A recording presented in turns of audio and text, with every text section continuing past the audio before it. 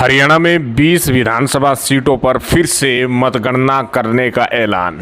Bharatiya Janata party को back foot पर लाने का कांग्रेस ने कर लिया है प्लान। जी हां, ध्यान से इस वीडियो को शुरू से अंत तक देखिएगा। चैनल को जरूर सब्सक्राइब कीजिएगा। यदि आप कुछ कहना चाहते हैं तो कमेंट बॉक्स में आप अपनी राय भी रखिएगा। हरियाणा विधानसभा चुनाव में हार को स्वीकार नहीं कर पा रही कांग्रेस ने अब इलेक्ट्रॉनिक वोटिंग मशीन यानी कि ईवीएम में गड़बड़ी का आरोप लगाते हुए चुनाव आयोग को चिट्ठी लिखी है। 20 विधानसभा सीटों पर फिर से मतगणना कराने की मांग करते हुए कांग्रेस ने ईवीएम की बैटरी 90% से ज़्यादा चार्ज होने पर सवाल उठाते हुए छेड़छाड़ का संदेह जताया है। कांग्रेस ने जिन विधानसभा क्षेत्रों में दोबारा मतगणना करने की मांग की है उनमें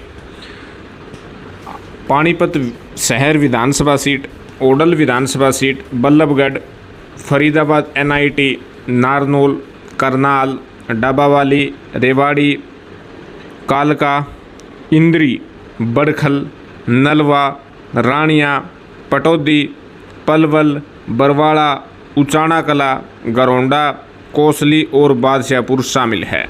पार्टी का दावा है कि 8 अक्टूबर को मतगणना वाले दिन जिन मशीनों में गड़बड़ी थी उनके सारे वोट बीजेपी के खाते में गए हैं, इसलिए इन सीटों पर दोबारा मतगणना कराई जानी चाहिए।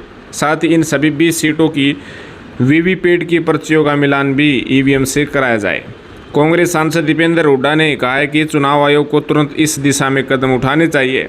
पोस्टल बैलेट की गणना में भी कांग्रेस ने बढ़त बनाई थी, लेकिन ईवीएम से मतगणना के बाद चुनाव परिणाम अप्रत्याशित रहे। उन्होंने कहा कि छल कपट के बावजूद कांग्रेस ने भारतीय जनता पार्टी के लगभग बराबर मत प्रतिशत हासिल किया। इसी तरह कांग्रेस प्रवक्ता पवन खेड़ा ने कहा कि कुछ ईवीएम की बैटरी 99% थी, उनमें ही कांग्रेस को हराया गया है। जिनकी बैटरी 60 से 70% चार्ज थी उनमें हमारा उम्मीदवार जीता हुआ दिखाया गया है।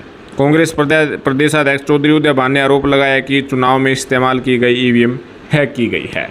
तो कहीं ना कहीं कांग्रेस पार्टी ने इन 20 सीटों पर फिर से मतगणना यानी कि काउंटिंग कराने की मांग की है। अब चुनाव आयोग क्या रिप्लाई करता है ये देखने वाली बात होगी। अगर फिर से मतगणना होती है, काउंटिंग होती है, तो कहीं ना कहीं भारतीय जनता पार्टी जो है बैकफुट पर आ सकती है, क्योंकि यदि कुछ इधर से उधर बात हुई तो भारतीय जनता पार्टी जो इस वक्त पूर्ण बहुमत से है तो कहीं ना कहीं भाजपा को झटका भी लग सकता है।